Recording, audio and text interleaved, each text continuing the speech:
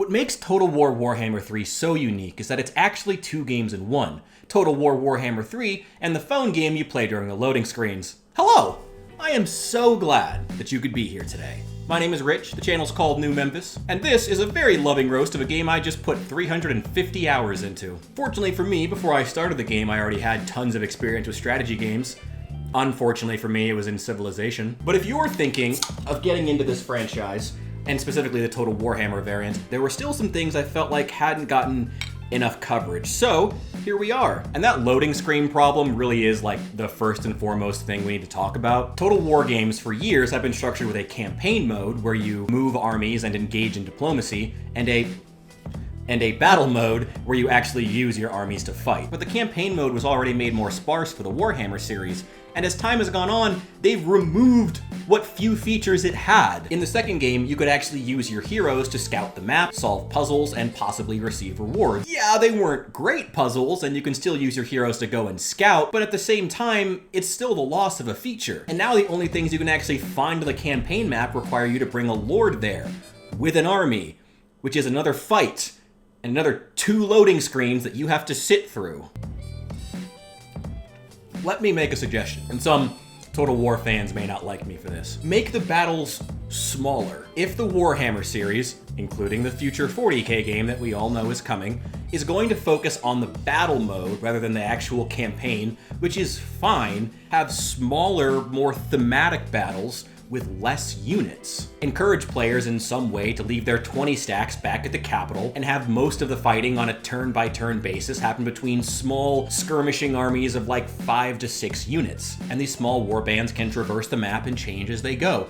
Basically like what Cathay did with the trade route armies. I cared way more about those armies than I did about my main one, if only because of the fact that I felt like there was a story there. I was participating in the growth of this over a lengthy period of time, not just mashing a couple of buttons and filling up another 20 stack. And of course, less units means less loading times, which is good for the average Total Warhammer player. I know it would make the battles less grandiose, but again, for the average player, if I come home and I only have 1 or 2 hours to play video games because I, have a life, I would rather play 5 or 6 small, dynamic, and narratively interesting fights as opposed to 2 fights that are big and grandiose with 20 units each, and then 4 more battles I have to auto-resolve because, honestly, I just ain't got time for this shit. Plus, elector counts fighting with one another in small raiding parties while not necessarily being at war would actually make sense and have some historical precedence, and would give a more nuanced diplomacy than either being at war or soon to be at war. Or honestly, just strip the campaign mechanics down to the very bare bones and just have battles. But before I get too off track, let's talk about the other main thing that really keeps people from enjoying this franchise. The DLC, because God, there's a lot of it. Please, let me give you one big piece of advice off the bat.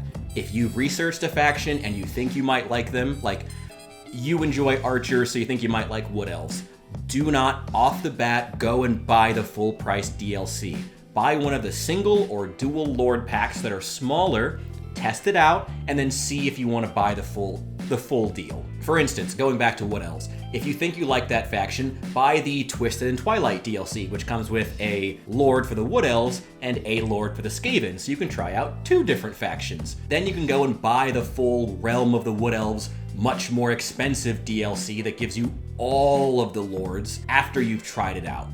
Plus, since we're on that specific example, the lords in that Twisted and Twilight pack absolutely stomp. Can't recommend it enough. I'm not going to go over every faction, but I will let you know what DLC packs I think are actually worth it. Curse of the Vampire Coast and Rise of the Tomb Kings are both absolutely fantastic, and what's even better is that once you buy those DLC packs in a Steam sale, you have a complete roster and a complete set of lords.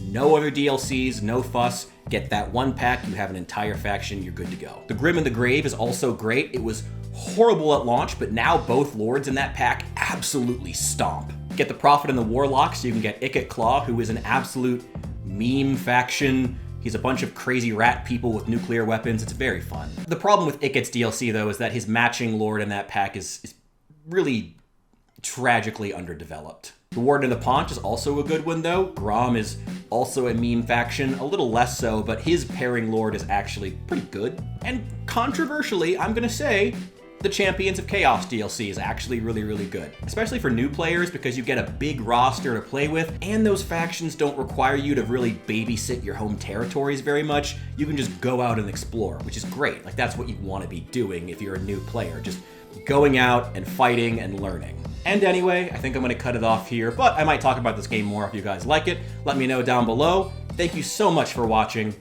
and I will see you guys in the next one.